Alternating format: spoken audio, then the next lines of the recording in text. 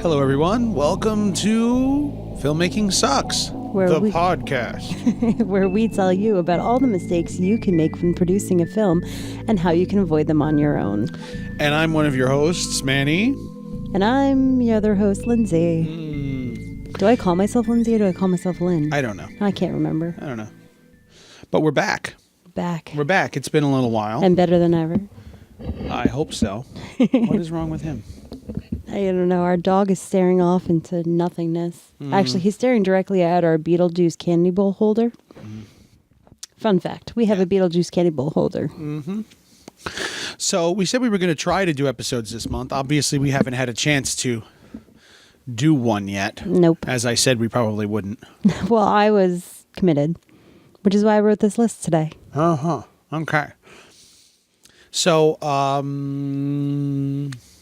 happy October. Happy Horror-tober. Horror-tober. Horror-tober. I hope you were enjoying your 31 days of Halloween. I'm enjoying it. We're watching Rawhead Rex. Yes. The special edition Blu-ray just came out. Ooh. Yeah. If you're following along with us, which I don't think many of you are, so get on it. We're doing the Horror Geek Challenge this month. Uh-huh. So, Hashtag Horror Geek Challenge. Hashtag 31 Days of Horror Movies. Yeah, I never do that one. I always do 31 Days of Horror. I do it because a lot of people use that one. So I do 31 Days of Horror. I'm mad lazy. So yeah, today is the 1980s, so we are doing Rawhead Rex. We did Cannibals yesterday, so super fun. You can join us late, and we'll mark you off too many points. On Instagram and Twitter and Facebook for the most part. I don't always share to Facebook, but I don't either. But it's on Instagram and Twitter. Yeah. It's definitely on Instagram. Definitely on Instagram. I don't do always share to Twitter. I do. So you can follow us there, watching horror movies all month long. Yay. Well, sort of watching. I have some confession that I usually just put the movie on and then continue working on whatever the hell I'm working on. So it's on, Yeah. but I usually do like Monday through Friday. I'm doing like 2-3 movies a day at least. Like Zombie Day was ridiculous. I think I did like 8 or 9 movies You really in a row. did. It was crazy. I had a lot of zombie movies, just one after another after another. So that was fun. Yeah. So what have we been up to? Well, I figure you could share your news and then I'll share mine. 'Cause I almost burned my mic. I have news. Where were we 2 weeks ago? Well, this is where we were going with this. So Shawna Shea went well. Very well. Shawna Shea Film Festival went very well. It was a great show. Theta States came home with Best Director. I won Best Director. Congratulations. Yeah. And I won Best of Festival Feature. Wow. You're surprised like you weren't there. I know. I was just being there for the You're in audience. character. Got it. I was in character. In method. Gotcha. So How did that feel? That was really cool. That was surprising. That was honestly surprising because Dogged, which played alongside us, Which is an amazing, amazing folk horror out of the UK, which if you get a chance, it's doing film festivals now, but definitely if you get a chance, check it out. I mean, it's going places, I think. We got to know Lee and Matt. Yes. The co-writer and producer of the film. Yep. And they came from across the pond for their world premiere. Which was awesome. We spent we were happy to be staying in the same hotel as them, so pretty much spent the whole weekend hanging out with the two of them and a couple other people who showed up. Yeah. That was a lot of fun. Yeah. Hanging We will out always with them. have Southbridge. We will always have Southbridge.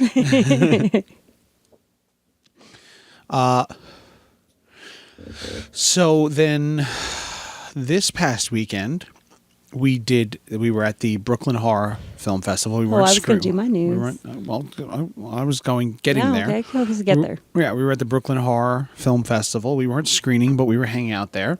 Yes, we were. And we did that Thursday, Saturday, and Sunday. Because Friday we were somewhere else. Yes, we were. Where were we on Friday? We were at a fundraiser for the Axe Wound Film Festival. And why did we go there? Because Beneath will be screening at Axe Wound Film Festival in Brattleboro, Vermont. Yes. Yeah. That's pretty cool. You got a screening at a Women in Horror Film I Festival. do. I'm really Pretty excited. cool. You're also screening where? You have a couple others. I have a couple others. The New York Short Film Festival. That is November 4th at 9:30 at Cinema Village. It's a freaking movie theater. That's pretty cool. Yeah. That's really cool. Super psyched about that. And I'm actually going to be screening in the same block as the Forte brothers, Matthew Forte's film Let It Die. Yep. Yeah. Mm-hmm. So really excited about that. Screening with some cool people. Yeah. You excited? I am. I'm nervous, but Nervous I'm as excited. hell, huh? I am. Your first official screening It's that's my first yours. official. Yeah. That's pretty cool. It's crazy. So hopefully we get some more. We have 4 or 5 more festivals waiting on in the next 2 weeks. Yeah. I think we have like 5 in the next 2 days. It's like crazy. Yeah.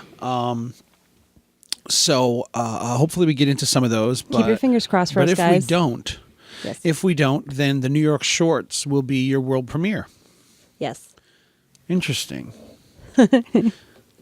That's so crazy. I have a world premiere. Yeah, right? That's pretty cool. I'm getting some good feedback off of Beneath so far. Yeah. People enjoy it. I'm glad you made it. I'm proud of you. Thank you. So, So that's our news. yeah, that's our news. You're also doing Macabre Fair. You got accepted to I Macabre also Fair, got which accepted is to Macabre Fair, which that's is in January. That's January. That's a ways away, but nonetheless, you Yeah. got the acceptance already. Yes. That's pretty cool.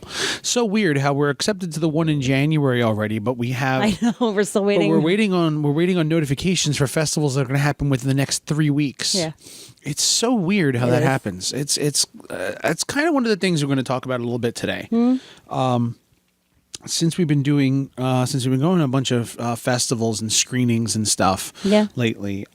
We actually we also went to the Coney Island Film Festival a Yep. couple weeks ago. Yes, we did. Went to the Coney Island. We've been to a lot of film festivals lately. Oh, it's the time of year. Yeah. So, kind of what we're going to talk about. It's kind Not of so much. I don't think we're doing so much an educational episode as is a discussion of what we've learned. So education on us. Yeah. What have What we we learned learned. the last last month or so of screenings and festivals and things of the sort? We're going to take a moment to reflect. Okay, reflection done. I just really wanted to be. I don't know. So, yeah, start us off. Where are we going? What are Well, we doing? What are we talking? Let's start off. This can be a little bit of a different episode, as we said. This is a bit of reflection for the two of us, what we've learned. We're going to be talking to a different crowd than normal. A little bit, yeah. First-time filmmakers. Some of this may apply, some of this may not. Just get it done now. Number Yeah. one thing, just get your first film Yeah. done. You know, we've talked about it a number of times. That's your goal. For the people who are really looking to make a bigger splash in film festivals or bigger name festivals, we may be talking more to those lovely people out we've there. generally spoken about first films. Mm-hmm. And a lot of the festivals we've been to, well, Shawna Shea had a couple of first-time filmmakers.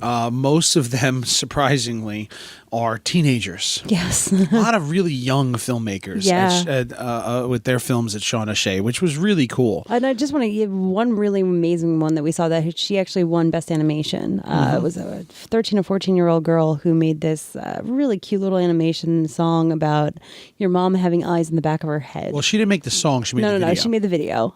It's for a very well-known kids band. I don't know anything about that, but really cute little video. I'm sure you guys can find it on YouTube if you're interested. Eyes in the back of her head. Yep. Again, 13, 14-year-old girl. She's already started a collaboration with a well-known children's music. With this singer. Yeah. She's a fan of she was a big fan of of their music, and she wanted to do a video for them, so she did, and it sounds like she's done 2 or 3 at this point. Yeah, now. she actually has an agreement that she's doing most of theirs. Yeah.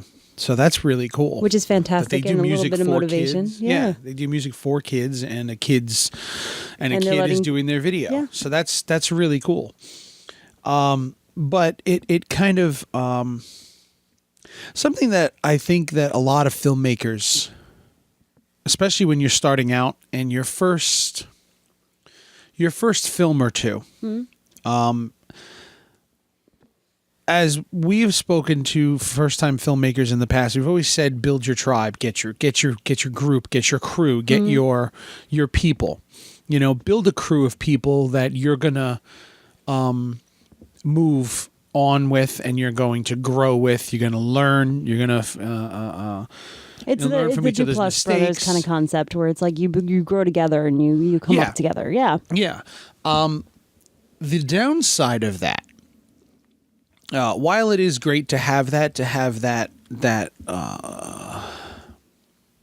set of people you work with all the time. So this way you get things done, and that's really the way you're going to get your no budget stuff done. It's probably Yeah. the only way you're going to get it done. And it's the way to get it done. I mean, it's best to learn Yes. and you can learn from each other's mistakes. And Yeah, so this way too, on top of that, that's the other thing. When you start working with more experienced filmmakers and you make mistakes, it can discourage you because you see everybody else around you, doing well. Right. And you just still figuring things bluntly you keep falling on your face. out. You're still figuring things out. Yeah. Yeah. So you start to get a little antsy and expectant that your film should Yeah. be as good as theirs, but it's not. Yeah. And it's good to have that circle of people. Equal footing. Yeah. Exactly. Yeah. That circle of people who you're going to make mistakes with, and I think that's really important to have. Yeah.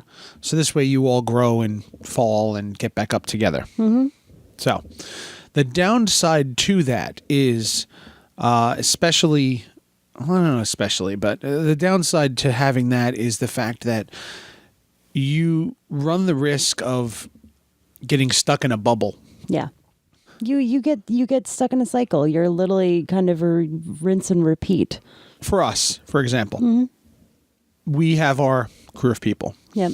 And they all make their own movies as well. Yep. We also have a group of fans, people who've enjoyed our films from the very beginning. Sure. Okay. And at this point, a lot of those fans have become friends of ours. Uh-huh. Okay. And once they become friends, they're hesitant to tell you whether you're doing better or worse. Well, yeah. It's like showing your mom your movie and Right. saying, "Hey, Mom, what do you think?" No Yeah. matter what you do, Mom thinks it's amazing. Yeah. Okay. Grandma's not going to tell you. We've said that before. Yeah. And you kind of sometimes run that risk by working with the same people all the time. You end up in that kind of bubble where everybody's proud of everything you all do together. And as far as it's like, well, that saying of we did the best we could with what we have, Yeah. which I always say I hate that because if everybody's saying we did the best we could with what we have, is it really the best you could? Or is it a cop-out? Yes. Or Yeah. is it just your basic, the answer you always give yourself Well, when you make a mistake? Do you just say, well, that was the best we could have done? Is it really the best you could have done? Or could you have worked a little harder, but everybody is so comfortable with each other? Nobody's challenging each other anymore because Right. we're all so happy and complacent. I don't know, complacent, but you get so comfortable working with the same Well, people. yeah. I mean, it's sort of like when people switch jobs. It was like you stay at a company for long enough, and it just becomes routine. Yeah. And it just becomes, well, this is how we do things, and this is how we shoot things, and this is where we shoot things, and these are the people that we use, and this Yeah. is the positions that everybody fills. And sometimes you got to shake things up. Yeah. So I'm not saying get rid of those people. Not at all. But you do need to find a litmus test of sorts. What is a litmus test? You need to find something that you can compare yourself up against objectively. Yeah. Okay. Well, I mean, this is a journey. So Yes. you're in charge of your own journey, and some people, their journey just is kind of maintaining a status quo where it's like, this is how I do things, and these are the people I like to work with. And I really don't feel that I need to step up and out of that. Well, see, I mean, I think that's a minority. The way I see it is more that when everybody's working together and everybody's growing together, 10 years on, Yeah. it's still the same people working together. You end up kind of stunting your own growth a little bit Right. because everybody's movies are just as good as each other. You're all on that same level of quality. Right. You know, so you kind of hit that point where as long as I'm not getting worse, then great. Yeah. You know, you feel like you're all working, but Well, that's what I was talking are about. you growing exponentially? Right. That's what I was talking about is the journey where it's like you have to find it within yourself and you have to find it within your world and you have to find your own inspirations, you know, and your own aspirations. How's that sound? Yeah. So it is really nice to step out of that bubble and step out of that world that you know into something that you don't to see something different, Yeah. To find your new goal. to find your new goal. What is your Yeah. next goal? And sometimes you can't find that within the little group that you Right. have. I mean, because you and I don't think we've kind of talked about it on the podcast yet, but, you know, once we finish Theta, it's kind of been like, okay, what's next? And we haven't been really clear on that, which is why we decided to do a lot of these film festivals and to actually just attend them as attendees. We've submitted to a lot of film festivals. Yeah, we have. And a lot. We've submitted Theta to a lot of film festivals. And while the festivals we get into, we tend to get at very least nominated, generally win some level of award from the festivals we get into. We're only getting into about 20% of the festivals we submit to. Right. So we started wondering to ourselves, well, what is it about the film that's not being accepted? Why did we get rejected from this? I'm looking at the lineup of films and it's like, a lot of the films are the same style. They have a lot of the same pacing, the same type of story. Same theme. Very similar themes, exactly. But we're not getting in up against them. Right. Okay?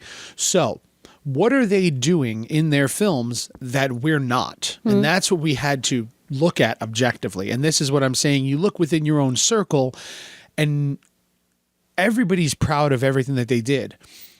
We all worked really hard on it. So no one's going to stand there and say, well, you know what? I didn't do as good as I could have, or I didn't put my all into this, because we all put our all into it. Right. But sometimes your all is not good enough when comparing to something else. I wouldn't say that it's not good enough. But it is. Yeah. It is. Okay, I would say it's not good enough. I didn't like saying that. I don't mean that exactly. That's what I'm trying to say. Yes. I don't mean it as a detriment to ourselves and our crew and the people we've worked with. But are we blind to our own mistakes? Yeah. But is your best good enough? Yeah. And what we've noticed is in some cases, it's not. No. Okay? And again, it's not for lack of trying. It's just plain and simple. We made a mistake somewhere along the way. And it's in comparison to the other films that we do stack up against, they did this one or two things better. Right. Well, I mean, you know, part of it is that this is a learning process. You know, like we've said 100 times, Robert Rodriguez with his, you know, every director has 10 bad movies. So it is a learning process. It's a growing process. You know, every time you go out and you try something different, you're learning a new skill, a new something. You're learning a new skill. So it's kind of okay. The difference between Blood Slaughter and Theta States was huge. And the people who are in our circle, in our world, in our bubble, in our tribe, know us from Blood Slaughter to Theta. And they commented many, many times about the huge jump. I get that. Not that Blood Slaughter was bad, but this is. Yeah. And that's kind of And I think that's, you know, we had to actually take it out of that context. Yes. Because they knew us, you know, when we started. They've seen our shorts. They've seen Blood Slaughter. They knew where we were coming from. You know, these other film festivals were seeing us blind. Huge leap forward. Yeah. To everybody who knows us and knows our work, we made a huge leap forward. Yes. to the people who don't know us and haven't seen us, they're seeing our film for the first time. They're taking it on its own merit. And again, in comparison to some of the other films, it didn't stack up to the others. Right. While 90% of it did, that other 10% didn't. And they were 10% better than us. Okay. Just for argument's sake. So we decided that we need to see, well, what is it that we're doing wrong? What are we missing? Where can we improve? And I think that as a filmmaker, as an artist in general, you always have to find a way to look at yourself and your work objectively, and that's very hard to do. It is really hard. I know a lot of filmmakers and a lot of artists that just can't. They can't look at themselves and their work objectively. Hell, I've had conversations with people before. Well, yeah, it really is. It's their babies a lot of times. It is a part of you that's out there in the world, and it's super hard to release it. I mean, I'm already nervous about this with Beneath. I'm learning a new respect for it, actually, because it is very much a part of you. It's a different side of you. It's something that means a lot. So you cherish it. Okay. Yeah. So it's very hard to look at it objectively, but you're never going to grow unless you are able to look at it objectively. Okay. So I think the first step that we actually did was a lot of the film festivals that we got rejected from, we requested feedback. Yep. I can't say one way or the other if it was good or bad. A lot of it was just...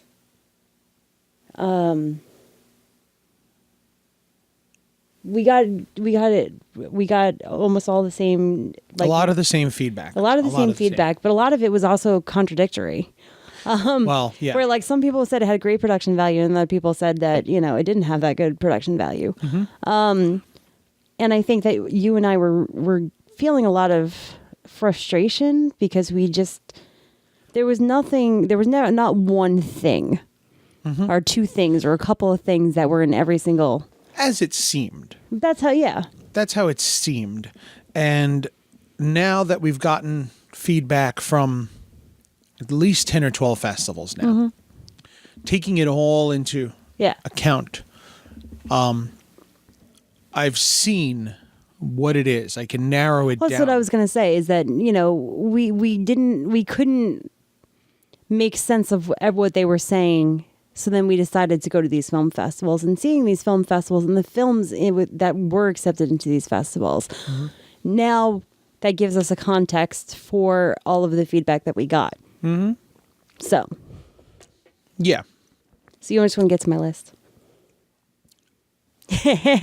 One of our things that we've said 100 times, and I'm telling you, no matter how hard you put into it, unless you really know what you're doing or you just get lucky, the one thing that is going to bury you at film festivals is your sound. Yes. It is absolutely going to bury you. Okay? And even in the past, at this point, we're 12, 13 years into shooting, and going to festivals and watching indie films and everything. We have seen plenty of indie films that have bad sound. Okay. But over the last maybe 3 or 4 years at festivals, that's kind of gone away. Yeah. It's really disappeared. The technology out there now allows for sound recording to be so much cleaner and editing to be done so much easier, so much cheaper. Yeah. There's so many more options out there now than there were even when we started shooting Theta States, which is this week. It's been 3 years since I sent the script to our actors. That's insane. I can't even wrap my head that it's been 3 years. It's been 3 years since I first sent the script to some of our actors as of this week. And I'm looking at some of the stuff that's out there now that just didn't exist then, or if it did, even what did exist wasn't as cheap or accessible. That's what I was going to say, because the mixer that we used for Blood Slaughter, which was a lot of the issues that we had, was bought secondhand.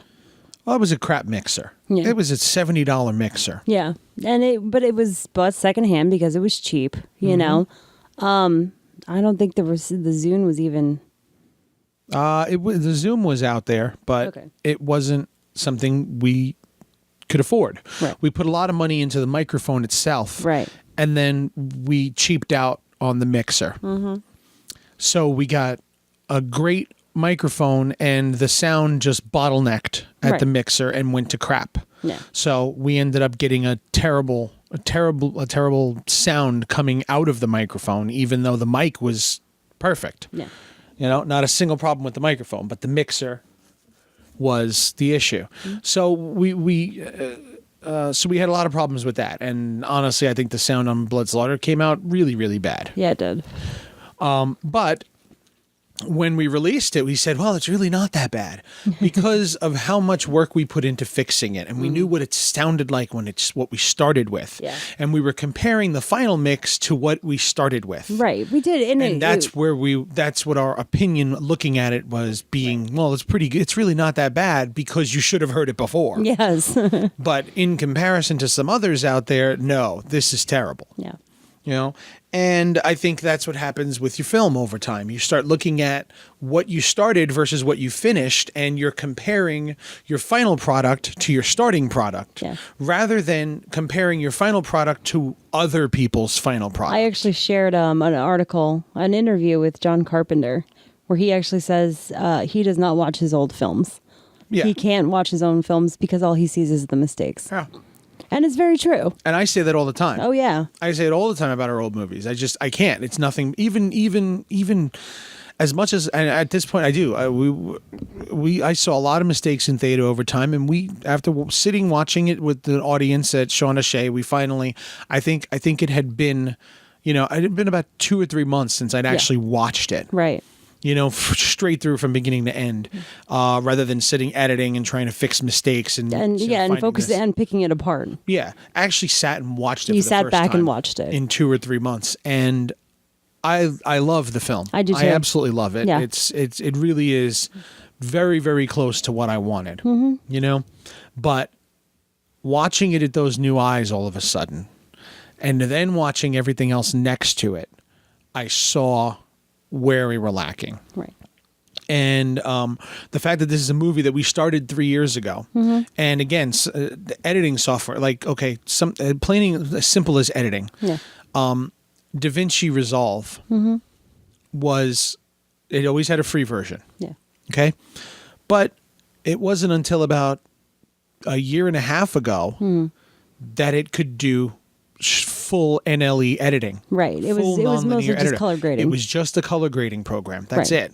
And a year and a half ago, they released, I think it's Resolve 10, which now does full video editing. Right.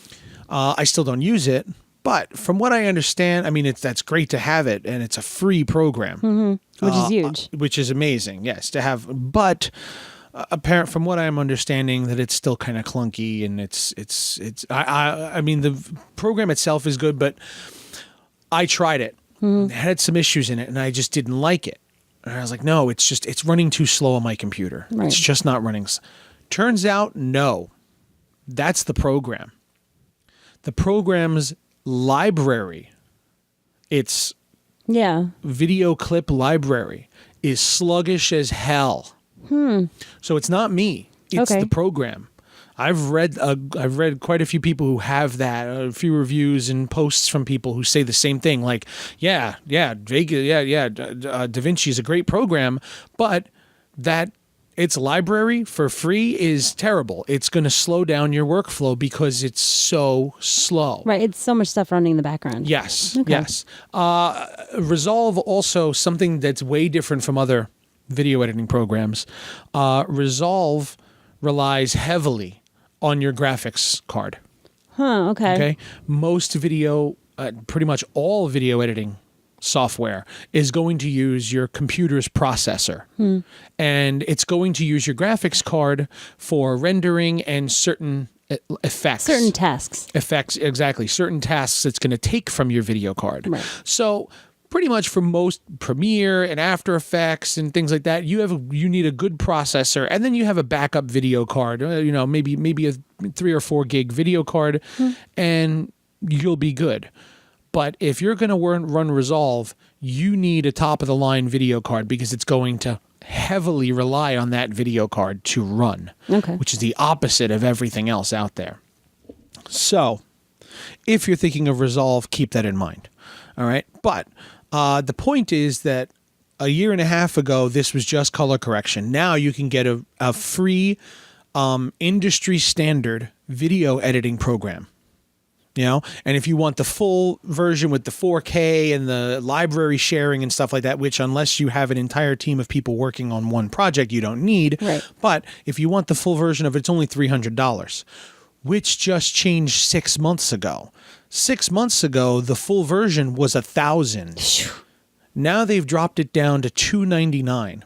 So something as simple as the software you edit on alone has changed drastically in the last year. Yeah, and another big one that we recognized in technology is the use of drones is insane. I feel like every movie that we saw at Shawna had Shea a drone at some point or and another. it was like, I'm just going to open my film with a drone shot. Yep. And it was like when I think, God, it was during the summer, you got that little drone as practice, and we attempted to shoot Independence Day in our background, and we crash landed that thing so many times. It was a pile of crap, that little tiny drone. But the difference is that when you're talking about these larger, more expensive drones, their smart technology is it's smart technology. It's insane. I remember when we first started shooting Theta, I wanted to get the Phantom 3 drone because that was the top of the line. Right. And that's almost 2 years ago now that I was looking into getting that. And that was a $1,500 drone. Okay. I believe that's now down at like $800 or $900. Wow. Because there's like another version. Competition is huge. The market is full. No, it's not even that. No. The Phantom, I think it's at the 14 now, or the Phantom 15 or something. Jeez. There's been new versions since, and there's been upgrades to the firmware of what it had. Even the Phantom, even the 13, you get it now. It's still more advanced than it was 2 years ago. Yeah. Okay. So when I was looking at it 2 years ago, saying, "Yeah, that's really awesome. It's top of the line right now, and it's $1,500." Even if you paid. What you're going to get for $1,500 now is so much better than you would get for $1,500 2 years ago. Yeah. And that's kind of what we've noticed, that our film doesn't stack up because a lot of these other films were shot a lot faster and they got that top of the line thing right off the bat. And what we notice is a lot of them are very young filmmakers. Yes. So this is where we're lacking, in the fact that these young filmmakers are starting out their filmmaking journey where this equipment is readily available. Yes. This is their standard. Yeah. When we started, our first films were shot on the XHA1, which at the time was a $5,000 camera 10 years ago. And we were shooting on DV tapes. Yes, mini DV, exactly. And it is a $5,000 camera. You cannot change. It's got a stationary lens. Yeah, stationary lens, stationary zoom lens. It was one of the first cameras that got HD. Yes. One of the first Canon HD cameras. Yeah. Yes, it was the successor to the XL2, and the Canon XL2 is what they shot 28 days later on. Yeah, and that's what I went to school. Yeah. We were the XL2 came in my almost, I think it was probably my last year. They started using that camera, started offering that camera for rental. But before that, it was the GL2. Yes, the Panasonic. Yeah. Yes, and a friend of ours had that. Yeah. A friend of ours had the Panasonic, and they were shooting on that, and it was Who the standard. hell knew that I knew camera models? Yeah. Good Lord. Sal was shooting on the Panasonic GL2. Yeah. We went in to B&H for the XL2. Yeah. And the new XHA1 was out, and they said, well, it's only like $1,000 more. No, it wasn't even. It was like $500 more. But it's HD. Yeah. Now, my debate was, yeah, but with the XL2, you can remove the lenses. You can change lenses. All right, but we're not shooting in HD now, and everything's going HD at the time. Yeah. Like I said, the XL2, they shot 28 days later on. The XHA1, they shot crank on. Right. Okay, well, not entirely. That crank was XHA1 was one of the B cameras on crank. Right. And that super high speed, that jittery motion you got in crank came from this camera. Yeah. That being able to crank up that shutter speed really high. Yeah. That's how they got that look out of this camera. So that's the stuff we started on. Yeah. You know, so we were top of the line at the time. Right. You know, but every 6 months, Yeah. technology doubles. It's crazy. So we're looking now 12 years later. That's what we started on. Then we went to, in 2008, we got the Canon XHA. the 60D, and Yeah, we went to 60D. we went to the DSLR, and that was one of the brand new cameras then. Okay, and that was, I think, $1,200 when we got it. Okay, and just having that interchangeable lens made everything so much. Yeah, but now the crazy thing is when you were watching all these credits, all of a sudden everyone has Red and the Blackmagic Cinema. And we even saw a couple with freaking Ari in the credits.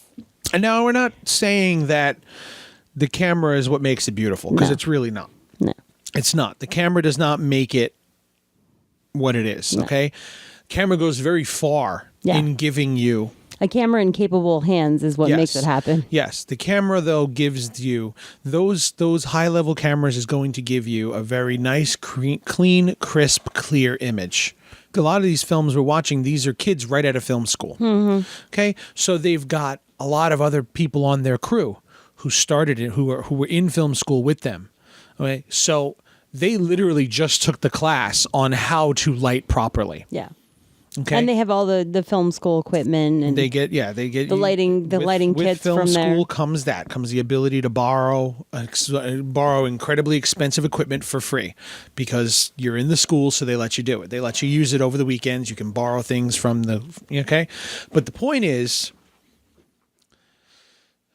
they're starting off with this being the norm. Right.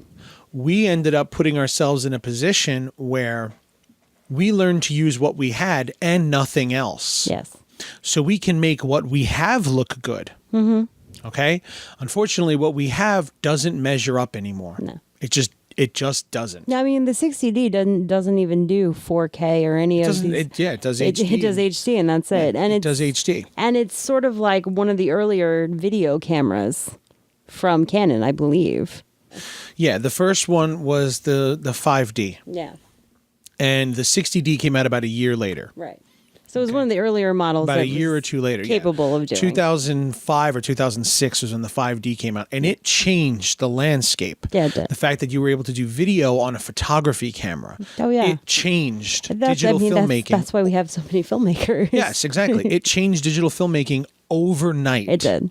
When that 5D came out, having a $3,000 camera that you can put, a $20,000 lens on and get crystal clear clarity out of it. Yeah. Get Hollywood look out of it by just putting an expensive lens on a cheap body. Yeah. We got that XHA1 about 6 months to a year before that 5D came out. So almost immediately, within a year, our camera was obsolete. already becoming obsolete. Exactly. That $5,000 camera by 2010 was a $2,000 camera. Yeah. Going back to these films we were watching, their standard is already a level above what our standard is. Yes. What we see as, well, this is what's great. What we know to be. We're so busy working. Yeah. Like, we have day jobs. Yeah.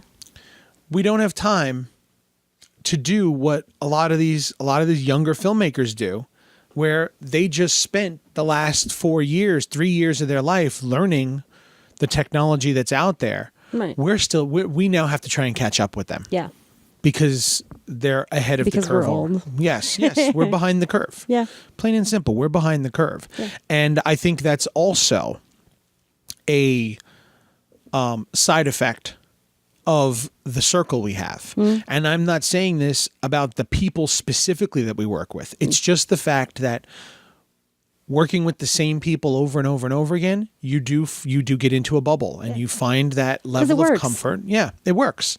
Exactly. Why fix it if it's not broken? Yeah, you get into that bubble and unfortunately you miss what's happening outside of the bubble. Yeah. So we've been going to these film festivals specifically to find out, what are we doing wrong? Right. Here's another thing. Go ahead. These younger filmmakers, they ADR. They absolutely ADR. You know, it was like so commonplace, and it's like, yeah, well, you just ADR this. You just ADR this. Yep, I mean, how many Q&As? Fix it in post. Yep. ADR this, ADR and that. I can't tell you how many filmmakers we know and people who we've seen and films we've seen, they absolutely dread doing ADR. Yeah. Hell, I dread it. I hate it. Oh, yeah. We hate doing ADR, and we just do as much coverage on set as possible, which is great. Right. But that's not how not how Hollywood does it. And these kids they completely fully everything. It's like, okay, we got to step this up. Yeah. You know, we're still using a lot of on-set sound, and I'm seeing these other films by 17-year-old kids. They are not using their on-set sound. They're not even bothering with it. Nope. You know, and when they do, they have their freaking iPhone recording it. Yeah. Somehow, clean, crisp audio. Well, but that's the thing. They're not somehow. I was going to say somehow. Somehow, no, it's not somehow. The technology of lavaliers and wireless mics has improved so much drastically from what I'm accustomed to. I'm used to. You don't even consider them. No, exactly. I don't even consider it unless I have that $3,000 rig of sound. Now you can get an amazing sounding lav mic for a couple $100. Yeah. And you can plug it directly into your iPhone and record the audio that way. Oh yeah. You know? I feel like and on top we're of like that, two old people sitting on the porch right now. Seriously, it really is. And it's just kind of blowing me away. Like these wireless mics, we're used to running through the radio frequency, and you get blips and blops, and you get noise, and you get static out of them. Now they can run through Bluetooth, or they run through a Wi-Fi. If you're indoors, you're on Wi-Fi, and you get a crystal clear. You don't lose signal at all. There's no interference between things because it's running through the Bluetooth now, or it's running through the Wi-Fi. Right. You know, and because of that, because we're just simply unaware of the technology that's getting out there every single day. Yeah. We're falling behind the curve. Yeah. So it's it was just something that we noted, something we realized, like, holy shit. Yeah. Well, I think this has led us to another revelation where it's, again, this is not your first film. I don't want first time filmmakers to feel like, oh my God, I need a drone and I need the latest camera. Yeah. And no, I mean, this is if you want to raise yourself to a more competitive. You have to have a good story first. You have to know how to tell a good story to begin with. Okay. Audiences are responding very well to the story. They're liking the acting in the film. They like the camera work. They like the lighting. They like the pacing. Yeah. They're enjoying everything about the film. Okay? But we're being hindered by a couple of technical mishaps. Yes. That's what we're trying to say. That's the reason. That's where we're going with this. And you make mistakes. Yeah, you do make mistakes, and I think it's also, it's not to say that this is an excuse or to point it at that, but when you're working for favors, or and you're trying to get a lot done when you're rushing on set, when you're doing too many things, which is where I was going with this. Yes. then things happen. You know, you can't always deal with things. You can't always problem solve. You can't always, it becomes secondary, and there is kind of a fix it and post mentality, unfortunately.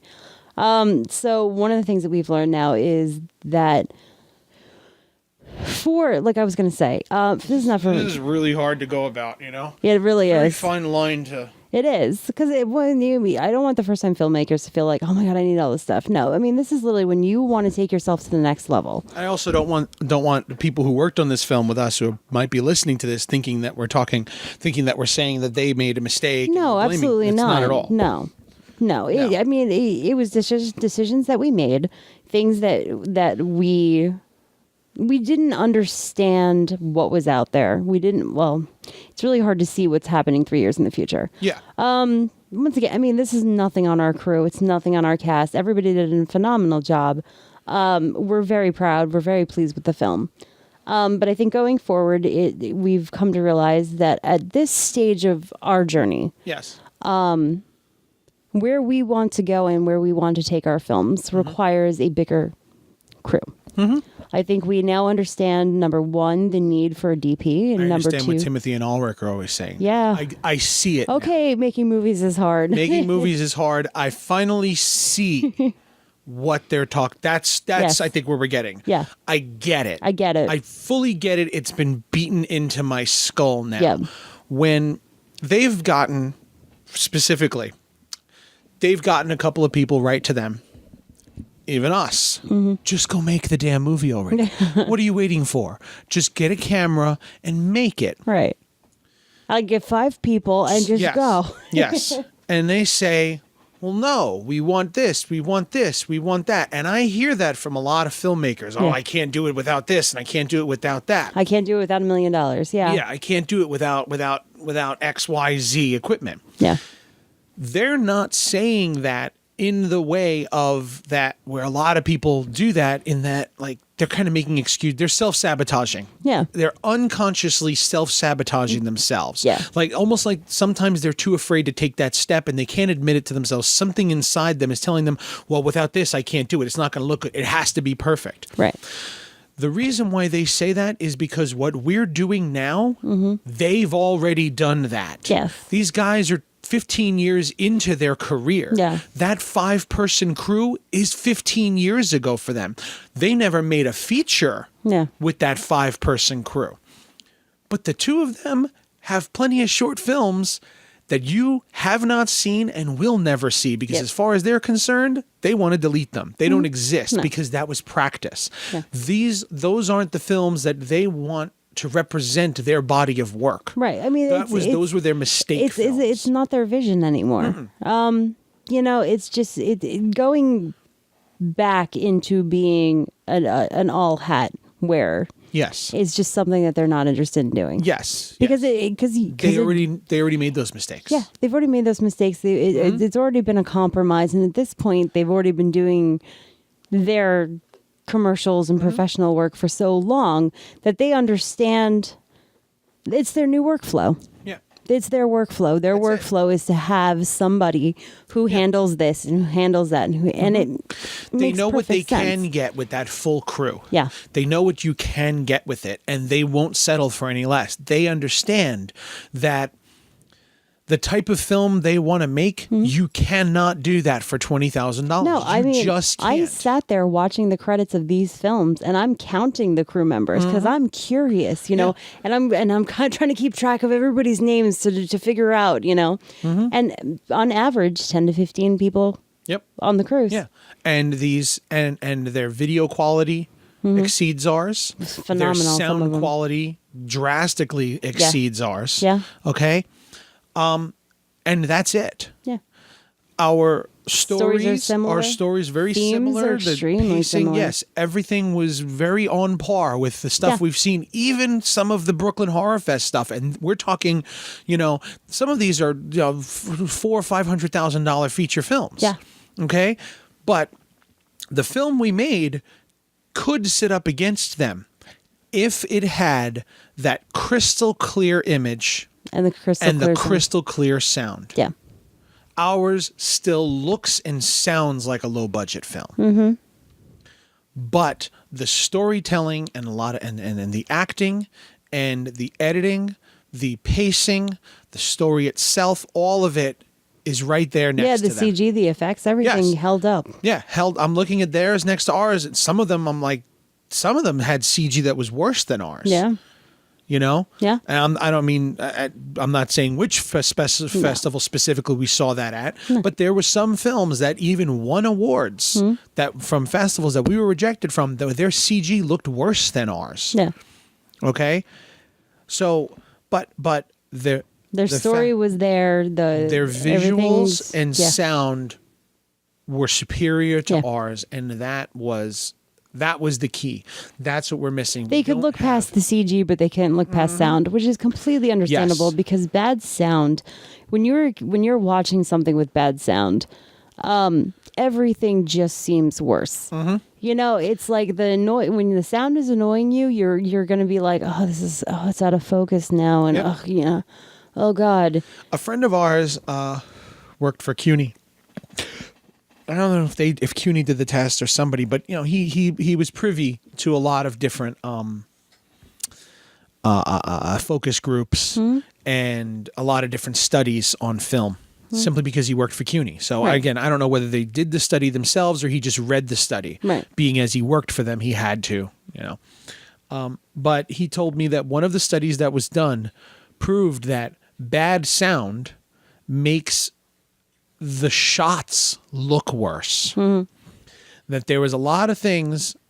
They took one movie and they put them into two different groups. The exact same movie, but they used the unclean sound in one. They used the unmastered sound in one version, and the other version was fully mastered sound. Right. Okay, and the one with the unmastered sound, the feedback in that, a lot of the feedback was talking about how some of the shots were too long, they were too shaky, the shots were not lit as well, some of the acting was very poor. The same exact movie, and all they did was have good sound in one screening and bad sound in another, and the bad sound made the movie look worse. Right, because people think that we're visual creatures. And I mean, I think we discussed this in another episode where we are actually auditory creatures. Yeah. Where we hear a lot more than we see. But when people go into a film or something, they're going for a visual experience. So it's when you're because people aren't going to be like, oh, that sound, the normal layman is not going to be like, oh God, this sound is horrible. Yeah. They're just going to be annoyed, and it's not going to be a pleasurable experience. And they're just going to apply it. Yeah, they don't know why, but they're just going to apply it to the visuals because they're watching a movie. Yeah. Because you can't imagine the fact that, because what it is that your brain is always filtering out sounds. And I think we've discussed this before. Your brain is constantly filtering out background sounds. If you're sitting in a room and there's a fan that's going click, click, click, click, click, click all day long, eventually you don't even notice the clicking. Right. Your brain just filters it out.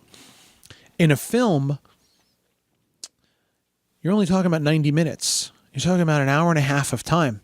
And that click, click, click is going to change over time. It's not going to be a steady sound. So your brain is constantly resetting itself to try to eliminate those annoying sounds that are not steady enough for your brain to focus and remove. So it ends up becoming very noticeable because you're trying so hard to ignore it. Yeah. And you just can't because it's not steady enough. It's not constant enough. It's kind of like when you see when you see a fly. That fly's buzzing has probably been in the background for some time, but when you actually see it, then you're like, there's a fucking fly. You can't ignore it anymore. Now everywhere that fly goes, because you're aware the fly is there, you're going to hear it. Even if you can't see it now, you're going to hear it. Yep. And film is the same way. Exactly. Yes. Once you know it's there, you can't ignore it. No. And the moment you hear some of that bad sound kick in, even when the other scenes You check out, have part of you good checks sound, out. yeah, even when the other scenes have good sound, yeah, exactly. You check out. You start. All right, they've already lost your attention from Yeah. one scene. Yeah. So now the next scene, they got to start back from the beginning, even though the next scene may be perfect. Yeah. They got to start from the beginning again of engaging you Yes. into the movie, and then the bad sound comes back.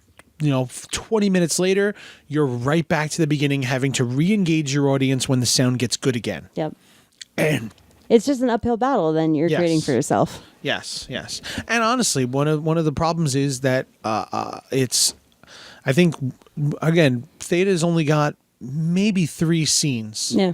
where the sound is questionable. It's not bad. It's not bad, but it's not perfect. Yeah. Is the point? It's No. not perfect. Some of the other scenes, a lot of the other scenes are great. They sound. There's they sound they there's sound 3 really or 4 good. scenes that drop the ball. And Yes. those scenes that drop the ball, unfortunately, are like They're interspersed they're throughout the movie. interspersed throughout the movie. The And first one is about 10 minutes in. The next one is about 15 minutes in.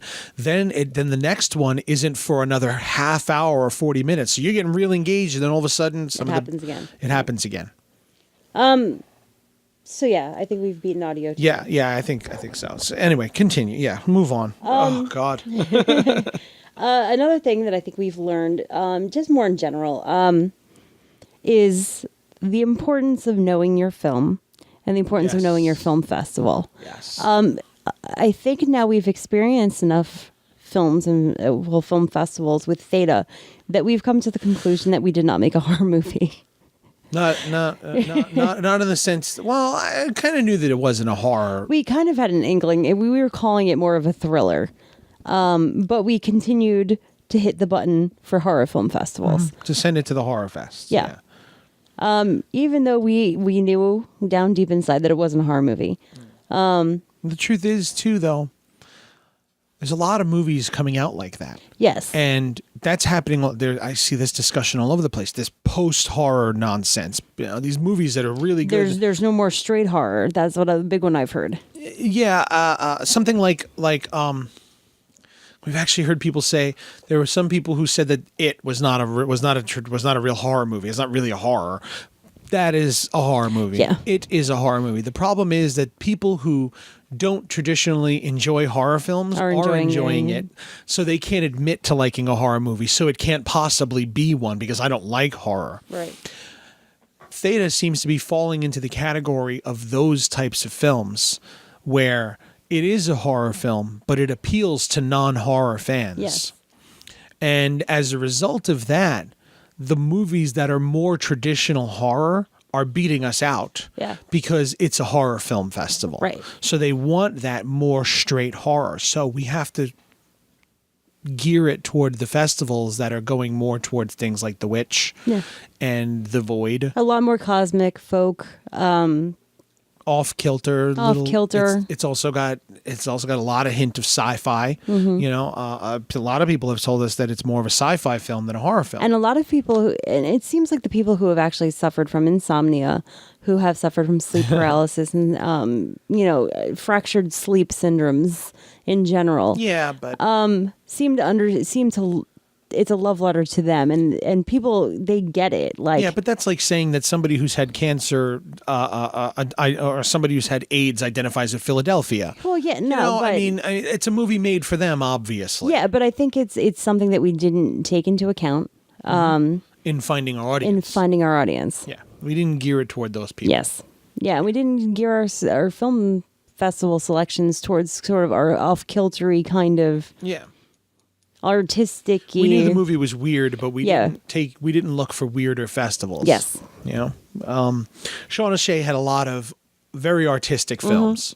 Very artistic. Well, I mean, it's named for, like we said, Shawna Shea, who is a very independent spirit, and it's very much they captured that independence where it's like nothing's really defined. Everything's a little mesh of everything. I mean, they had one film, beautiful film, amazing film that was shot in India. And it was a documentary about a woman who's building her dream home and the complications of all these things. And then right against, a folk horror like Dogged. And then, they have unique. It's a very unique film festival. and they really specialize in finding kind of unique. Skip just defined it as the Fringe Festival. Yes. The Fringe films at a Fringe festival. Not your traditional films that you would see all over the place. Is going to find something different. And I noticed that the festivals that we've been playing at kind of have that fringe feeling. It's yeah. very fringy. It's very like, I haven't seen anything like this before. This is different. I mean, it's familiar but different at the same time. Yeah. And a lot of the festivals we got rejected from, I see play a lot of the same types of movies. All the movies go well next to each other. Yeah. You know, and not saying that not saying it like Shawna, Shea, the films didn't go well next to each other at all, because they were they were all different enough. Yeah. Where it made sense. Like, well, how else do you program these films? If you're into this type of thing, you're probably going to be into this, because they're just strange and artistic and different enough. Yeah. Where if you're looking for something different, this is the type of festival you go to. You get a little bit of everything. Yeah. You know, which, by the way, we saw this amazing film, which I just want to give it a shout out because it just popped into my brain. Brooklyn in July. Yes. Brooklyn in July. Fantastic film. If you get the opportunity, go find it on Facebook. It's fantastic. It's not on YouTube or anything. It's not on YouTube yet or anything. Festivals. They're still doing festivals with it, but go ahead, give them a follow and, see if you can watch it, because it's... Well, that's a perfect example. Yeah. We have Theta's this kind of sci-fi thriller. Playing immediately next to Dogged, which is a like Wicker Man style folk horror. Right. Okay. There was at least 3 or 4 other films at the festival that were more dramatic. And they were, forget folklore. Yeah. No, that were about racial inequality. Yes. You know, like there were at least 3 Black Lives Matter, for lack of a better term, type films. Right. You know, where it was about the history and the struggle of minorities in America. Mm-hmm. And it was also put up against another fantastic film from another young filmmaker that was about the dangers of webcams. Mm-hmm. Yes, and this is the same festival that played a music video, or an animated music video made by a 14-year-old girl. Yeah. For a band that does children's music. Yeah. So that's the point, that there was a huge range of films, and a lot of these other festivals we noticed we're not getting into doesn't have that range, that eclectic of a range of film. You know, so to get back, it's like these things are so difficult to really talk about, because it's like, how do you explain this properly? It's a feeling we get when you're there. You just see it, and like, I got it now. Yeah. So yeah, you have to know your audience. You have to know what type of movie you're making. So this way, when you do start submitting it out there, you really have to find the festivals that are looking for your type of movie. Yes. Okay. You have to look at the festivals, look at their websites. You what have they have to programmed do in the research. past? Yes. And I don't mean just look through their names and, I know that. No, you have to watch the trailers for these movies. You have to get a feel for the festival as a whole. Yeah. Because the truth is, there are thousands. So many. And you can hit that submit button. I think Film Freeway has something like 150,000 festivals in its database. And it's like with our instant gratification society, that hitting that submit button. I like the title of this. Nightmares. We made a movie about nightmares. Send it to them. Yeah. Nope, we got rejected. Yeah. Because they're called the Nightmares Film Festival, but their films are not about nightmares. Their films are straight horror films. Yep. Okay? Which we're not fitting in. No, and people who are looking for straight horror, like a slasher, are not going to be like, "Oh, Theta States, that sounds awesome." Like, it's just not their programming. It's just not their wheelhouse. You know, it's you have to find where your audience is. And it's amazing. It is such an incredible feeling when you find a film festival that just gets you. Yeah. Shawna Shea was an incredible experience. It's one of my favorites. I think, I know I shouldn't say that publicly. And I'm, Why not? I'm saying it publicly. I mean, I still have a number of my own to check out, but, it's one of my favorites because it's such good people. It's such a great range. It's embracing young filmmakers. It's embracing women in film, minorities in film, folklores from all around the world, every type of genre you can imagine. It felt so good to be there. And I think a lot of the frustration and pressure that we were feeling was released because it was our tribe. Yeah. You know, and this was the audience we were looking for. Yeah, this was the audience exactly that we were what it looking was. for. We were home. Yes, this is one of the festivals that this film belonged at. Yeah. And I loved it, and I loved being there. Okay, but Brooklyn Horror Film Festival is where I want to be. Yes, and that's what we came to this. Right. Like, those are the types of. I mean, look, I don't care if I made a movie that wins Brooklyn Horror Film Festival. I will still send it to Shawna Shea. Oh, yeah. I will still send it to Jersey HorrorCon. Yeah. I will still send it to those First other Contact and Macabre Fair, and you know, because much like a lot of other filmmakers, they get their start at these festivals, and when they get big, they still send them back there, back to those festivals they went at because they got them. They're the first people who embraced them. Yeah, right. you know, If it helps them out, then we are more than happy to help them because If that can help they've that stood with if us. That can help their so we would festival stand grow. with them. Yes. What else is on the list? I just have one little. There was a film that we saw. It was the New York premiere, world premiere. Get My Gun. It was the world premiere. World premiere. It was a local feature at Brooklyn Horror. Yep. The director is, I'm probably going to slaughter his name, Brian Darus. Daruas. I'm just going to spell it out for y'all. We sat through his Q&A. I mean, it's a great film. Very Miss 45. Very cool little film. You know, trigger warning, there is a implication of rape. So just an FYI. Yep. But really great film. Really enjoyed it. But he said this very beautiful thing, or not really beautiful, but very intelligent, poignant bit of advice that he passed on to filmmakers that I wanted to pass on to our audience here. And what he does is, for every scene, he looks for the iconic imagery.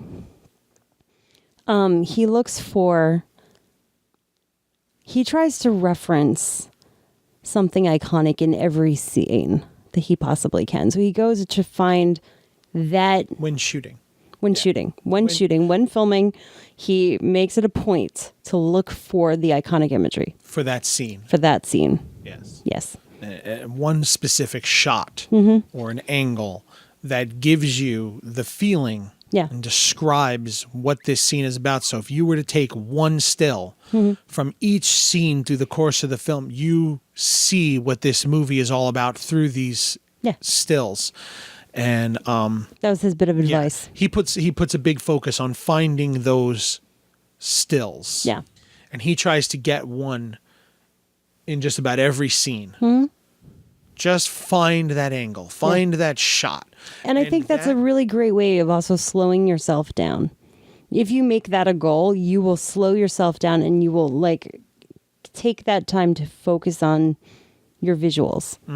You know, it at least gives you that, I have to get this one particular shot. We have to do, and you focus on the visuals. And it's a good reminder to do so. It's one of those things where years seasoned DPs, they don't look at every single shot anymore as, is this the perfect shot? Because they already know how to get the perfect shot. Right. The perfect shot is so second nature to them, they don't have to think about it anymore. They just do it. Right. But what we're at right now, we don't have that 40 years of filmmaking experience. Well, yeah, I mean, you get to the point where it's like you do enough of that and you actually make that a focus of yours, then you will literally have a data bank of the money shots that you've created over time. So you literally, when you're like, okay, this is the feeling of the scene, great, I know how to shoot this. That's what those guys with years of experience have. They have a library of money shots that they've already created. Yes. Anything else you want to? No. I always want to do a rundown at the end of it, and I know you hate that, so. Do the rundown then. Okay, here's the rundown. Number 1, audio. Audio is king. Get clean audio. Embrace ADR. Yeah. Embrace technology. You hear a lot about. I know that. Well, I don't even hear it anymore. Years ago was when the drones started coming out. Oh man, really? You want to shoot with a drone? You want to shoot with a drone? The drone, and people kind of look down on getting a drone because it was so popular. Yeah, and now it's standard. The shots that they get are just so damn beautiful. Yeah, it can be overdone. It can totally absolutely be overdone. Yeah, but there's nothing like introducing your world with an establishing shot by a drone. You need it. Yeah. That's the other part of it. If your world is big, then yes. You have to need it. Yeah. But the truth is, like, over years ago, you used to just kind of look down on it. Well, you're going to use a drone? Oh, yeah, there you go. Gotcha. Send the damn thing out there and do the drone. But now it's standard. Yeah. It's, Hollywood, big production films, they shoot, they put their film, put the camera on a helicopter. Or Yeah. They have a crane that goes way up, and you're basically you don't want to get a drone shot for the sake of having a drone shot. Right. It's like you can now do that crane shot you've always wanted. Just use a drone. Right. You can do that helicopter bird's eye view with the drone. You can do a lot of these really high angle shots. You can even use them indoors if you want. If you can't get the camera up that steady, use the drone indoors. Yeah. And just get the damn shot you need. I think you're missing the point of a rundown. Well, I didn't say this earlier, so go ahead then.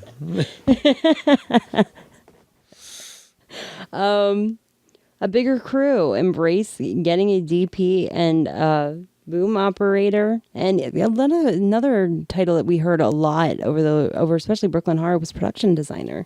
Yeah. So yeah, definitely consider bringing on those extra crew members. It'll really help out everything. Know your film, know your audience, and know your film festivals. Do your research. And that's it. And look for the money shot. Yeah. In every Find your money scene. shots. Yeah. So that's what we learned. There you go. I That's what hope we learned. that this is somewhat helpful or interesting, or No, it's probably not. it's probably not. But I'm going to say yes, it is. And I hope it inspires you to either take the next step in your journey, whether it's making your first film, making your second film, entering a bigger film festival, making a first feature, whatever it is. I hope that you find inspiration to take your journey. Hooray. Unicorns. Sure. So that's it for us here at Filmmaking Sucks this week. Follow us on Facebook at Filmmaking Podcast on Facebook. Subscribe to us on iTunes and Stitcher and Google Play Music and all that stuff. Follow us on Instagram. I'm MGP Director. And I'm Mass she's Gravette. Mass Gravette on Instagram. On Twitter, I am Mass Grave. She is also Mass Gravette. Yep. Okay, we are also, remember, we're doing the 31 Days of Horror shirts and 31 Days of Horror Movies, Horror Geek Challenge. Yes. 2 different Instagram challenges that we're doing. Join us. If you check out our Instagram pages, you can see the list of films. Every single day The different for the month genre. is a different genre of horror film to accompany the day. So see if you can get them all in there. That's it. Yep. Hopefully we'll talk to you next week. Hopefully. Until then, get out there and make good films, everybody.